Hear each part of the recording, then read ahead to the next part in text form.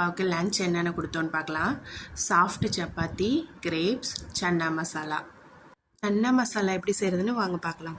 கடாயில் ஆயில் சேர்த்து சின்ன துண்டு பட்டை, கொஞ்சமாக பிரிஞ்சி இலை, பொடியாக நறுக்கிய ஆனியனை அதில் சேர்த்து வதக்கிக்க வேண்டியதுதான். இந்த அளவு வதங்கினதும் இஞ்சி பூண்டு பேஸ்ட்டு சேர்த்துக்கிறேன்.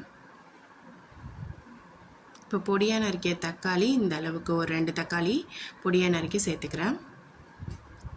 வதங்கிறதுக்காக ஒரு அரை டீஸ்பூன் சால்ட்டு சேர்த்துக்கிறேன். Chana masala, chilli powder, pepper powder சேர்த்துக்கிறேங்க.